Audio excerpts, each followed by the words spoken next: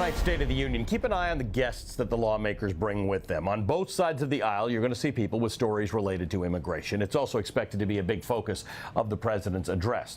Now, one of the guests, Viviana Andazola Marquez, is the daughter of an undocumented worker. Viviana was on this program late last year. Her story got national attention when the New York Times published her college essay that got her into Yale. She described growing up in motels and being turned away from homeless shelters because of her parents' legal status. She also wrote about using people's Wi-Fi, other people's Wi-Fi, to finish her homework. Well, then last October, while Viviana was attending Yale, she drove her father, Melesio Andazola Morales, to meet with ICE agents in Colorado. They thought he'd be getting his green card after 16 years. Instead, he was arrested.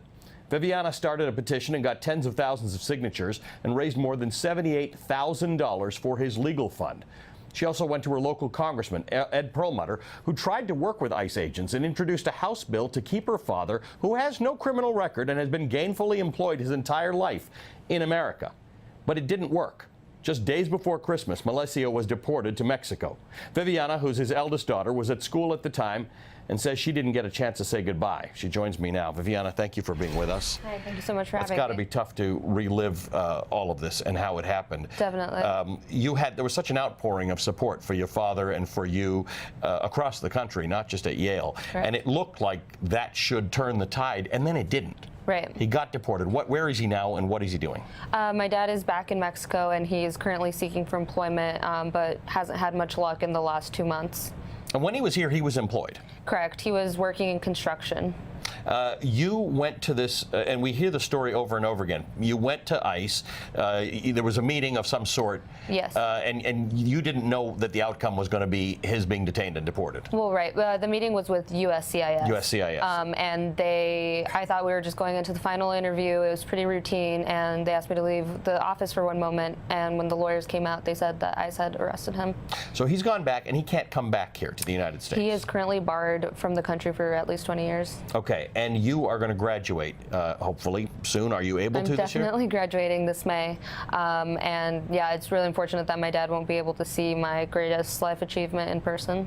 What is it like with the stresses on you as a college senior, having to have dealt with this all year? I mean, it's really difficult, but I don't feel like I have any other option but to keep fighting. And, you know, I'm getting my degree, and I'm doing as much as I can for the community of people who is being targeted by this administration, and that's why I'm happy to be here. What do you want to end up doing? Later in life. Yeah. Ultimately, I want to go to law school and practice law. I'm really interested in immigration law and civil rights law, and who knows, maybe later down the line, politics. Why do you think your father was targeted? Why do you think after all those years how long had he been in the United States? He'd been in the United States for 19 years. Why do you think this suddenly came to pass? I honestly don't know, but I think that the Trump administration wants to send a message to anyone who is here undocumented, whether or not they have merits to stay in the country. They don't matter to him, and I think to target someone with such a great record was a message to the people that he doesn't care. You're not safe if you're in this country. Exactly. We don't want you here. Your family's been split up by this. Correct. Talk to me about that. Well, my little sisters, I have 3 sisters, and my 2 youngest sisters will be joining my dad in Mexico along with my stepmom, and it's been really difficult trying to talk to my sisters about what their life may look like in Mexico, a country that they don't know and don't belong to. What are you hoping for tonight? I hope that Trump is able to look at the people he's targeted directly in the eye and still feel good about what he's done. I also hope that the lawmakers who have been complacent in letting him take these actions will start to feel some sort of conscious about the failure to